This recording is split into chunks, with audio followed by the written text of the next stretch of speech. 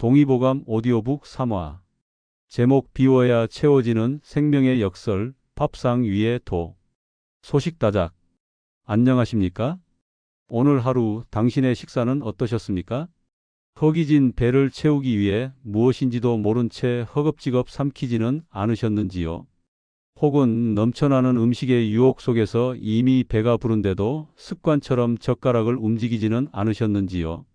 우리는 인류 역사상 가장 풍요로운 탐식의 시대를 살고 있습니다.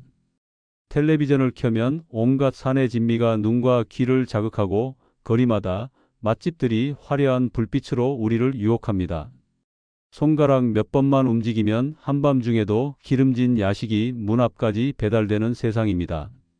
과거의 왕들도 누리지 못했던 호사를 우리는 매일같이 누리고 있습니다. 그런데 참으로 기이한 일입니다. 먹을 것은 넘쳐나고 영양 상태는 좋아졌는데 왜 우리의 몸은 점점 더 무거워지고 병들어가는 걸까요? 왜 속은 늘 더부룩하고 몸은 붓고 만성적인 피로에서 벗어나지 못하는 걸까요? 우리는 지난 시간 동의보감을 통해 마음을 다스리는 법소노다소가 잠을 자는 법소본다면을 배웠습니다. 이제 우리는 생명을 유지하는 가장 구체적이고 물질적인 행위, 바로 먹는 것에 대한 본질적인 질문을 던져야 할 때입니다. 400년 전 의성허준 선생은 수많은 환자를 보며 깨달았습니다. 사람을 살리는 것도 음식이요, 사람을 서서히 죽이는 것도 음식이라는 사실을요. 그는 배고픔의 시대를 살면서도 오히려 과식과 잘못된 식습관이 가져올 재앙을 경고했습니다. 오늘 우리는 동의보감이라는 지혜의 거울에 우리의 밥상을 비추어 보려 합니다. 그 속에서 우리는 건강을 되찾는 세 번째 열쇠, 가장 단순하지만 가장 지키기 어려운 진리를 마주하게 될 것입니다. 바로 소식다작. 적게 먹고 많이 씹어라. 이 8글자 속에 담긴 생명의 심오한 역설 속으로 여러분을 초대합니다. 제1장 위장은 거대한 밥통이 아니다. 생명의 뿌리다. 여러분은 자신의 위장을 어떻게 생각하십니까?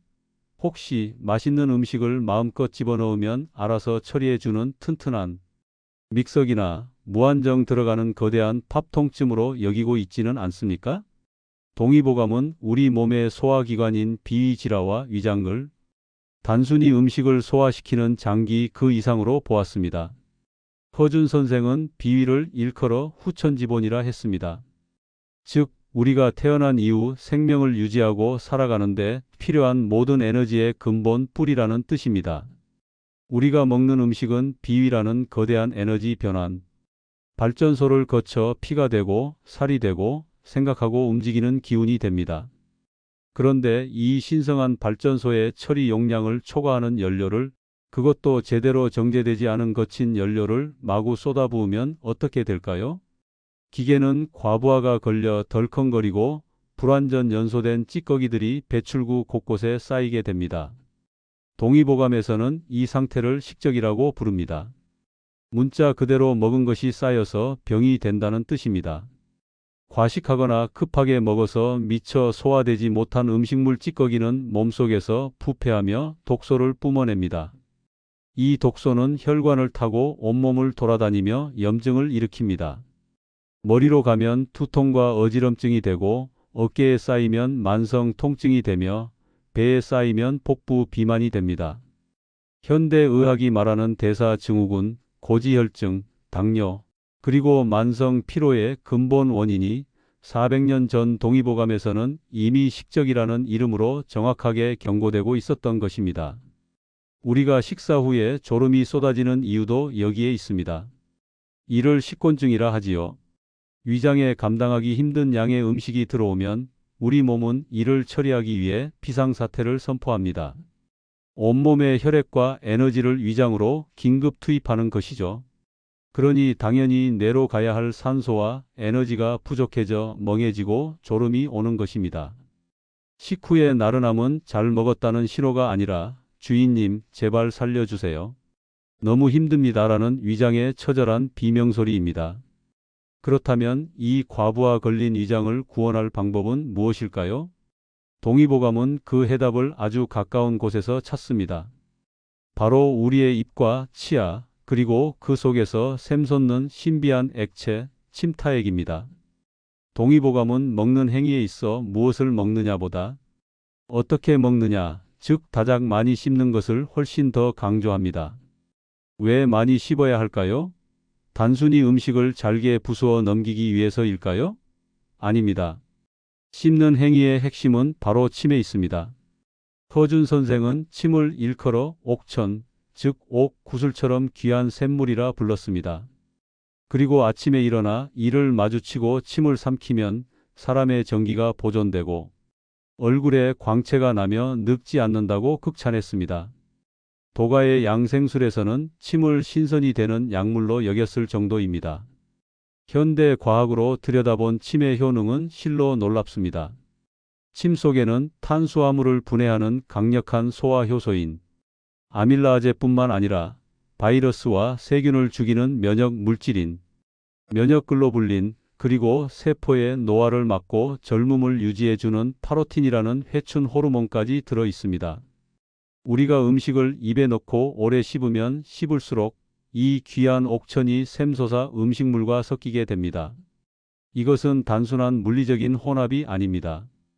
입안에서 이루어지는 아주 강력한 1차 화학 소화 과정입니다. 입에서 충분히 씹어서 죽처럼 만들어 위장으로 내려보내면 위장은 할 일이 절반 이하로 줄어듭니다. 위장이 쉴 수 있다는 것은 엄청난 의미를 가집니다. 소화에 쓰여야 할 막대한 에너지가 간을 해독하고 심장을 뛰게 하고 뇌를 활성화하고 손상된 세포를 복구하는 데 쓰일 수 있게 되기 때문입니다.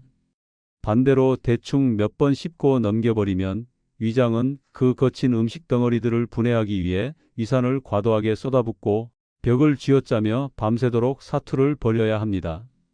우리가 잠든 사이에도 위장은 쉬지 못하고 혹사당하는 것입니다.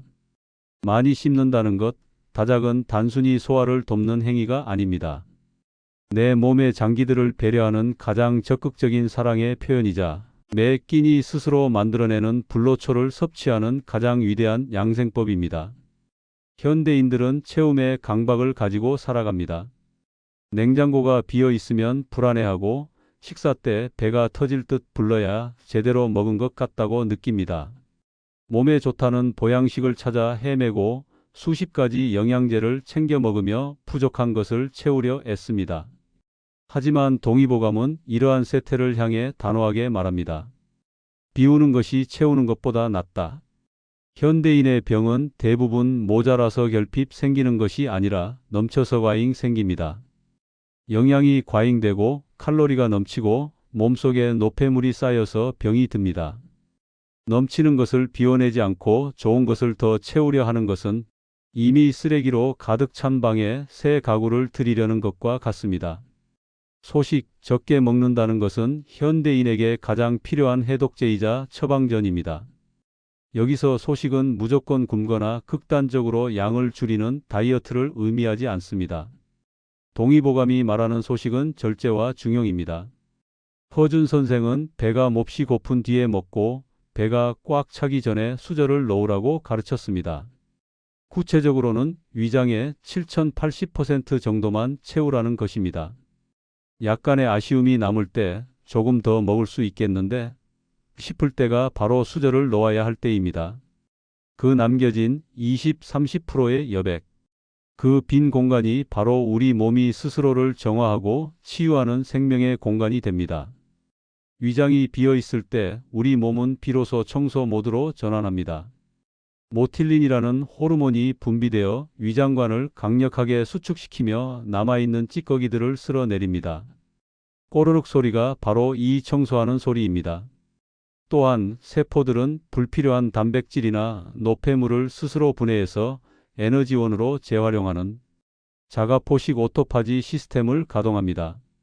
소식은 우리 몸의 가장 강력한 디톡스 시스템을 깨우는 스위치인 것입니다.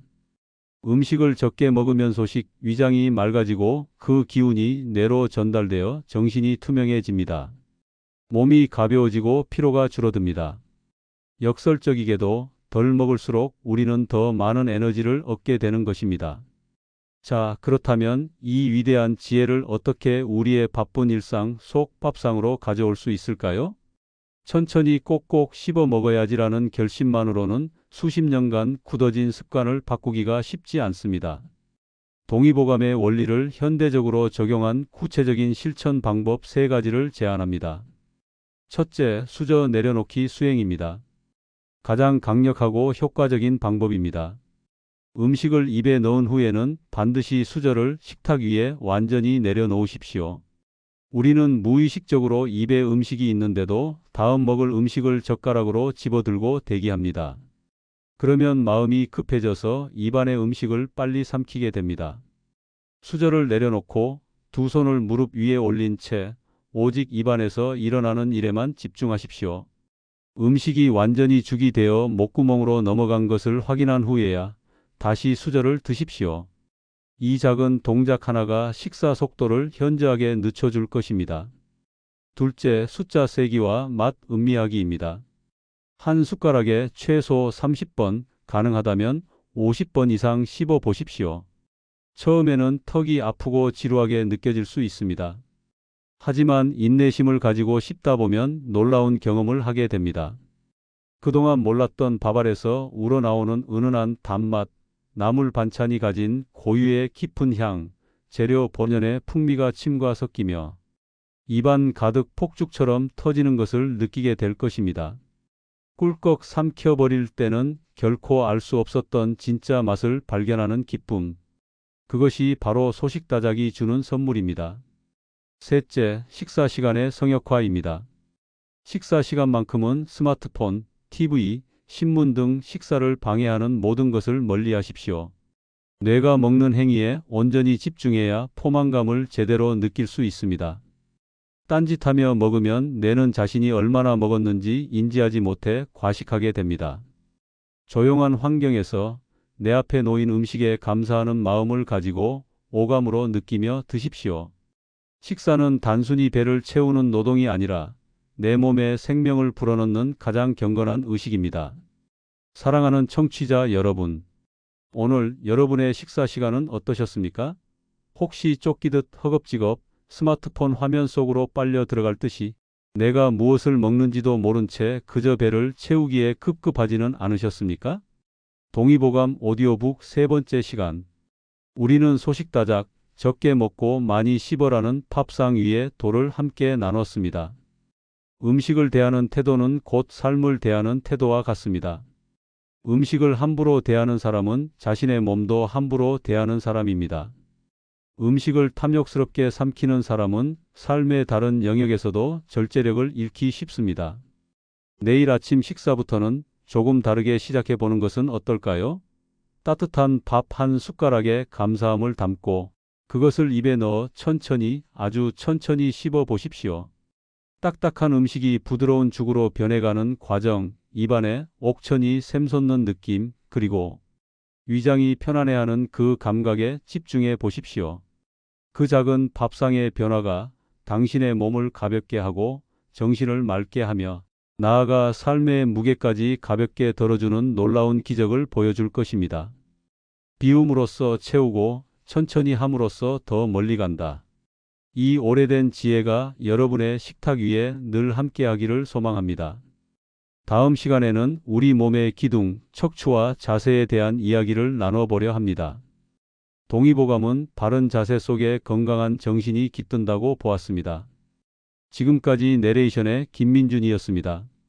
오늘도 속 편안한 하루 되십시오. 고맙습니다.